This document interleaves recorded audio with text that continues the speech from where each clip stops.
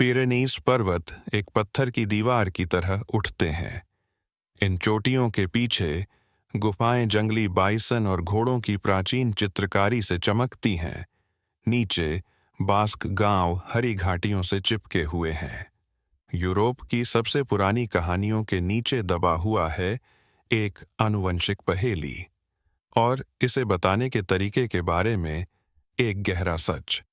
Bask लोग DNA के नक्शे पर अलग दिखते हैं, और वे एओस्कारा बोलते हैं, एक ऐसी भाषा जिसका उनके आसपास कोई जात परिवार नहीं है।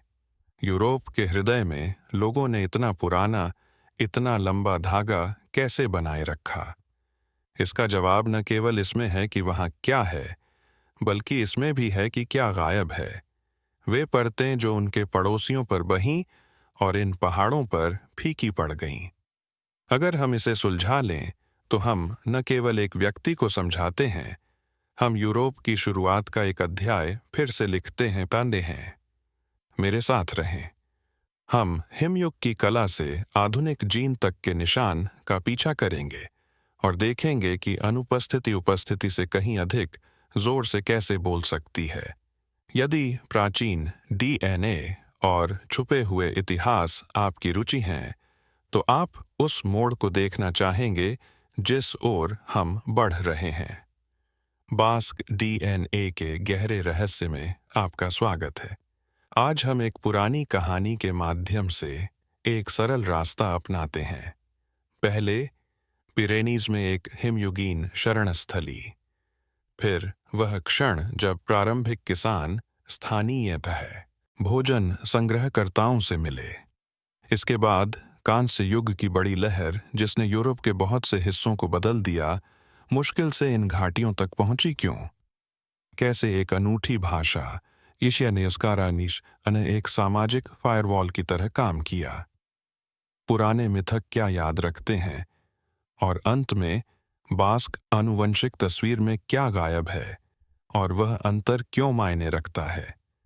हम दावों को सावधान रखेंगे, प्रचार से बचेंगे और अध्ययनों और नक्शों को एक पिन की गई टिप्पणी में लिंक करेंगे ताकि आप सब कुछ जांच सकें।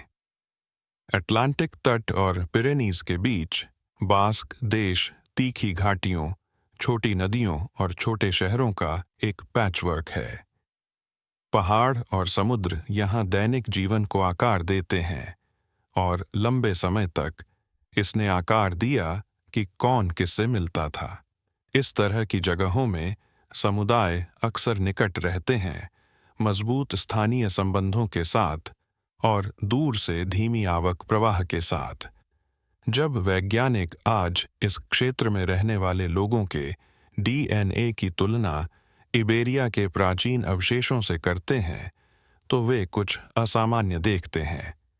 आधुनिक बास्क उसी क्षेत्र के लौह युग के व्यक्तियों के साथ निकट से समूहित होते हैं, जो लगभग 3000 वर्षों की निरंतरता के एक लंबे धागे का सुझाव देता है। इसका मतलब यह नहीं है कि बिल्कुल कोई परिवर्तन नहीं हुआ। इतिहास हमेशा कुछ निशान छोड़ता है, लेकिन बाद की लहरें जिन्होंने यूरोप के बहुत से हिस्सों को फिर से आकार दिया, यहाँ स्पेन और फ्रांस के कई निकटवर्ती हिस्सों की तुलना में कमजोर लगती हैं। संस्कृति भी समान कहानी बताती है। बास्क एओस्कारा बोलते हैं, एक भाषा जो अपने आसपास के बड़े इंडो यूरोपीय परिवार से संबंधित नहीं है। इसकी कई बोलियां हैं जो घाटियों और कस्बों में निहित हैं, और वे भाषा की सीमाएं अक्सर स्थानीय पहचानों के साथ मेल खाती हैं। सब मिलाकर भूमि, भाषा और आनुवंशिकी एक सरल पैटर्न की ओर इशारा करती है। एक ऐसे लोग जो पड़ोसियों से जुड़े हुए हैं फिर भी अपने ही रास्ते पर चल रहे हैं। समय के साथ कम बाहरी परतें जोड़ी गई हैं। यूरोप प्रवासन का एक पैलिम्पसेस्ट है। बास्क एक संरक्षित पृष्ठ की तरह दिखते हैं, संपादनों के साथ। परतों के एक महाद्वीप में बास्क उससे परिभाषित होते हैं जो अंदर नहीं बहा। पिछले हिमयुग के दौरान यूरोप खाली हो गया। बर्फ की चादरों ने दक्षिण की ओर धकेला। सर्दियां लंबी थीं, जानवर चले गए और लोगों के कई छोटे समूह मर गए या पूरे क्षेत्रों को छोड़ गए। एक जगह रहने योग्य बनी रही, इबेरिया का उत्तरी किनारा और दक्षिण पश्चिमी फ्रांस में पहाड़ियां। बिस्के की खाड़ी में खुलती छोटी गीली घाटियों के बारे में सोचें और गहरी चूना पत्थर की गुफाएं जो पिरेनीज में कटती हैं। इन आश्रयों में लोगों ने शिकार किया, रहे, पकाया, कहानियां कहीं और दीवारों पर चित्र बनाए। आप इसे अभी भी कांतब्रिया में अल्तामिरा, बास्क देश में एकेन और फ्रांस में सीमा के ठीक उस पार इस्तुरित्ज जैसी जगहों पर देख सकते हैं। बाइसन, घोड़े, लाल हिरण, बिंदु और निशान जो बार बार दोहराए जाते हैं। ये चित्र केवल कला नहीं है, वे इस बात का प्रमाण हैं कि परिवार कठिन समय में यहाँ रुके रहे। जब एक क्षेत्र लोगों को रखता है जबकि अन्य क्षेत्र खाली हो जाते हैं, तो यह एक प्रकार का आनुवंशिक भंडार बन जाता है। वंशावली की रेखाएं जो कहीं और गायब हो सकती थीं, बस इसलिए जीवित रह सकती हैं क्योंकि यहाँ अधिक बच्चे पैदा होते हैं और बड़े होकर अपने बच्चे होते हैं, मनाते हैं। हजारों वर्षों में वह स्थिर धागा स्थानीय जीन पूल में वजन जोड़ता है। इसका मतलब यह नहीं है कि आज रहने वाला हर व्यक्ति एक गुफा चित्रकार या एक जनजाति से सीधी रेखा में वंश करता है। गहरा समय गंदा है, लोग अंदर और बाहर गए, कुछ शाखाएं समाप्त हुईं, अन्य शुरू हुईं।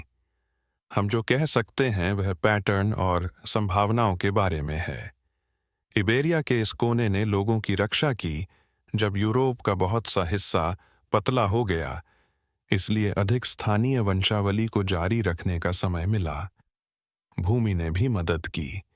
पहाड़ सेनाओं और व्यापारियों को धीमा करते हैं।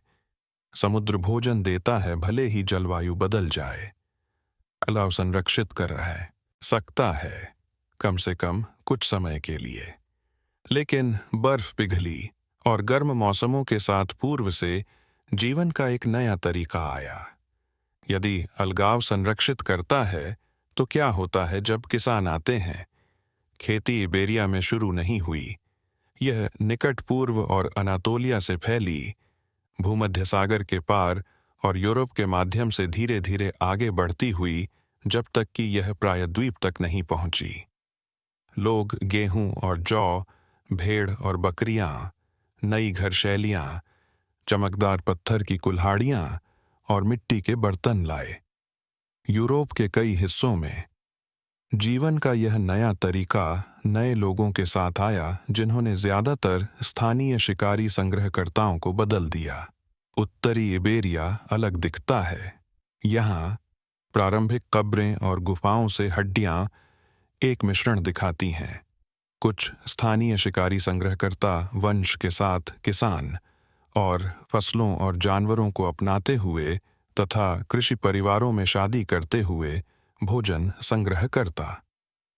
मछली पकड़ना, शिकार करना और इकट्ठा करना गायब नहीं हुआ। वे खेतों और झुंडों के साथ बैठे। उत्तरी स्पेन और पश्चिमी पिरेनीज के प्राचीन व्यक्तियों पर आनुवंशिक अध्ययन इस मिश्रित मूल को दर्शाते हैं और वह मिश्रण स्थानीय निरंतरता की एक लंबी कहानी के साथ मेल खाता है। एक साफ अदला बदली के बजाय आप एक हैंडशेक देखते हैं जो पकड़ता है। भूगोल ने मदद की। घाटियां संकरीली हैं, पहाड़ ऊंचे हैं और उनके बीच यात्रा धीमी है। समुदाय अपने पड़ोसियों को जानते हैं और पास में शादी करते हैं, जो प्रारंभिक मिश्रण को उसी क्षेत्र के अंदर परिसंचरण में रखता है। समय के साथ यह एक स्थिर प्रोफाइल बनाता है जो हजारों साल बाद भी परिचित लगती है। संस्कृति ने भी मदद की। मजबूत स्थानीय पहचान, खेती की परंपराएं जो भूमि के अनुकूल थीं और गांव के नेटवर्क जो पास के मैचों का पक्ष लेते थे। सीधे शब्दों में कहें, पहला बड़ा बदलाव कृषि ने जो पहले से ही यहाँ था उसे मिटा नहीं दिया, इसने इसे मोड़ दिया। इसीलिए उत्तरी इबेरिया तब अलग दिखता है जब आप यूरोप के आनुवंशिक नक्शे की तुलना करते हैं, आप अभी भी नए कपड़े के अंदर पुराने धागे देख सकते हैं। यहाँ कहानी प्रतिस्थापन नहीं है, यह एक संधि है जो हजारों साल तक चलती है। यूरोप के बहुत से हिस्सों में कांस्य युग काला सागर के उत्तर में स्टेप्पी के लोगों से जुड़ी वंशावली की एक नई परत लेकर आया। यह बदलाव नई दफन शैलियों, धातु के उपकरणों और संभवतः भाषा परिवर्तनों के साथ आया। इबेरिया भी उस संकेत को दिखाता है, विशेष रूप से दूसरी सहस्राब्दी ईसा पूर्व के मध्य के बाद। लेकिन जब शोधकर्ता बास्क भाषी क्षेत्रों को देखते हैं तो वे एक अलग प्रक्षेप वक्र देखते हैं।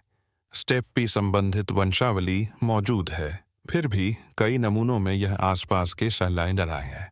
क्षेत्रों की तुलना में कम या अधिक सीमित दिखाई देती है और बाद के बाहरी इनपुट कमजोर लगते हैं। दूसरा, सुराग वाई गुणसूत्र पर बैठता है जो पिता से पुत्र की रेखाओं को ट्रैक करता है। आर एक BDF27 नामक एक शाखा इबेरिया में बहुत आम है और बास्क पुरुषों में विशेष रूप से लगातार है। यह पैटर्न एक संस्थापक प्रभाव के अनुकूल है। कांस्य युग में कुछ सफल पिताओं की कल्पना करें जिनके कई वंशज थे। उनकी विशेष वाय्र रेखा फिर व्यापक रूप से फैलती है, इसलिए नहीं कि यह बेहतर है, बल्कि इसलिए कि शुरुआती समूह तेजी से बढ़ा या स्थिति रखी। यहाँ सटीक होना महत्वपूर्ण है। बास्क DNA कांस्य युग की परत का कोई नहीं दिखाता। यह एक प्रोफाइल दिखाता है जो कई निकटवर्ती स्थानों से अलग दिखती है। स्टेप्पी वंशावली वहाँ है, लेकिन मिश्रण कम लगता है या बाद की लहरों द्वारा कम बदला गया है, और क्षेत्र अपने पहले के मिश्रण को और अधिक रखता है। एक नक्शे की कल्पना करें जहां कांस्य युग की लहर यूरोप के बहुत से हिस्सों में उज्ज्वल है, उत्तरी इबेरिया के हिस्सों में फीकी पड़ जाती है और फिर उसके बाद अपेक्षाकृत स्थिर रहती है। कुछ पुरुष संस्थापकों के लिए एक संकरी गर्दन के साथ एक पारिवारिक वृक्ष आरेख की कल्पना करें। फिर उनके कई पुत्रों की एक चौड़ी शाखा एक साथ लिए गए। ये सुराग परिवर्तन की ओर इशारा करते हैं जो आया, लेकिन स्थानीयतः तस्वीर को पूरी तरह से रीसेट नहीं किया और फिर लंबी निरंतरता में बस गया। तो सदियों तक इस पैटर्न को जगह पर क्या रखा? एओस्कारा यूरोप की अंतिम प्रमुख भाषा है जो बड़े इंडो यूरोपीय परिवार से संबंधित नहीं है। यह अपने आप खड़ी है और अधिकांश इतिहास के लिए यह कई स्थानीय रूपों में रहती थी, घाटी से घाटी, कस्बे से कस्बे। कुछ जगहों पर अगली घाटी में भाषण स्पष्ट रूप से अलग लगती थी। जब शोधकर्ताओं ने पुराने बोली के नक्शों को आनुवंशिक डेटा के बगल में सेट किया तो उन्होंने एक कोमल पैटर्न देखा।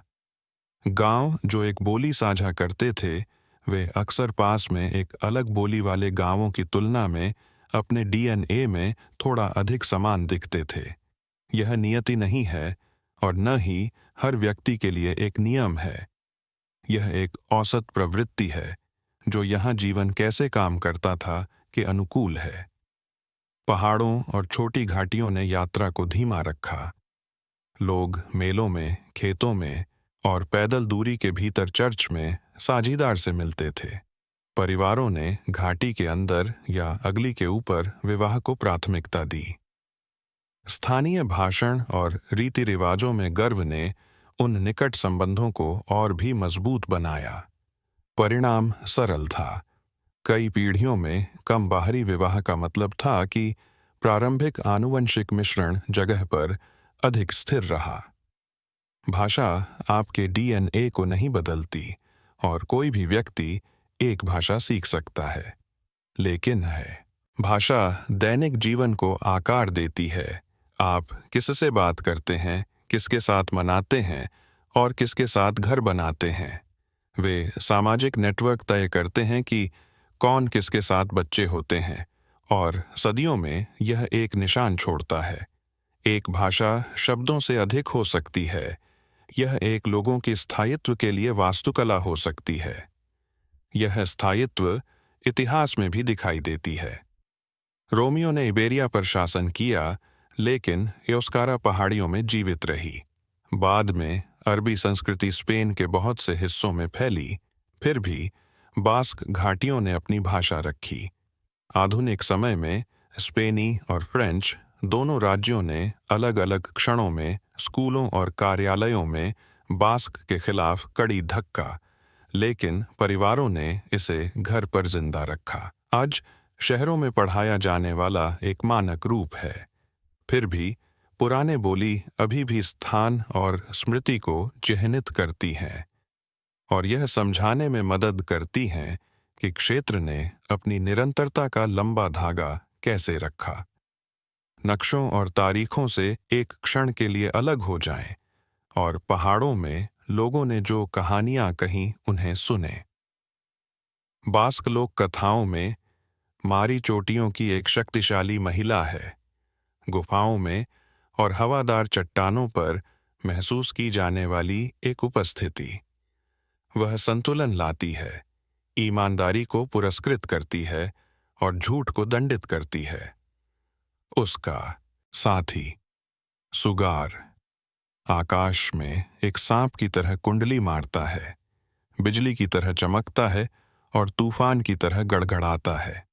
पुरानी कहानियां विशाल लोगों जेंतिलाक की भी बात करती हैं, जिन्होंने विशाल पत्थरों को उठाया और उन्हें पहाड़ियों पर रखा। जब आप आज ऊंचे रास्ते पर चलते हैं तो आप अभी भी बहुत पहले के उन बड़े पत्थर की कब्रें और वृत्त पाते हैं। पुरातत्वविद उनमें से कई को नवपाषाण और कांस्य युग का दिनांकित करते हैं। मिथक यह साबित नहीं करते कि किसने क्या बनाया, लेकिन वे भूमि से मेल खाते हैं। गुफाएं जहां एक देवी रह सकती है, अचानक तूफान एक सांप सवार हो सकता है, और महान पत्थर जो एक विशाल के हाथ की भीख मांगते हैं।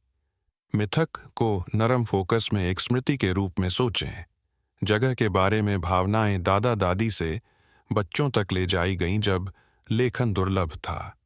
यह इस भावना को बनाए रखती है कि लोगों ने यहाँ तेजी से पकड़ रखा जबकि बाहर की दुनिया बदल रही थी। मिथकों ने जो महसूस किया, भूमि तेजी से पकड़ विज्ञान जीन और नक्शों में मापता है। अब दोनों को ध्यान में रखकर हम कठिन सवालों पर वापस लौट सकते हैं। यूरोप भर में अधिकांश लोग कई प्रवासनों की परतें रखते हैं। पूर्व से किसान, बाद में स्टेप्पी जुड़ी लहरें और ऊपर स्थानीय मिश्रण। बास्क क्षेत्रों में तस्वीर एक सरल लेकिन महत्वपूर्ण तरीके से अलग दिखती है। आप भी बहुत कुछ देखते हैं जो अन्य इबेरियाई लोगों के साथ साझा किया गया है। अधिकांश वंशावली उत्तरी स्पेन और दक्षिण पश्चिम फ्रांस में आम है, लेकिन कई बास्क समुदायों में कुछ बाद की परतें छोटी दिखाई देती हैं। बड़ी कांस्य युग की लहर से जुड़े संकेत कई निकटवर्ती क्षेत्रों की तुलना में कम दिखते हैं और बाद के इनपुट भी अधिक सीमित लगते हैं। यह नकारात्मक स्थान मायने रखता है। कभी-कभी जो गायब है वह उतना ही बताता है जितना कि जो मौजूद है। यदि दो पड़ोसी अपनी अधिकांश वंशावली साझा करते हैं लेकिन एक अतिरिक्त जोड़ दिखाता है और दूसरा नहीं, तो आप माप सकते हैं कि पहाड़ों के एक तरफ कितना बदलाव हुआ। इसीलिए वैज्ञानिक कभी-कभी बास्क डेटा के बारे में एक सावधान तुलना बिंदु के रूप में बात करते हैं, शुद्धता के लेबल के रूप में नहीं। यह कहीं और बदलावों के आकार और समय का अनुमान लगाने में मदद करता है। इसे एक स्पष्ट पृष्ठभूमि के साथ एक फोटो की तरह सोचें। मुख्य आकृति अलग दिखती है। यहाँ पृष्ठभूमि लंबा स्थानीय धागा है।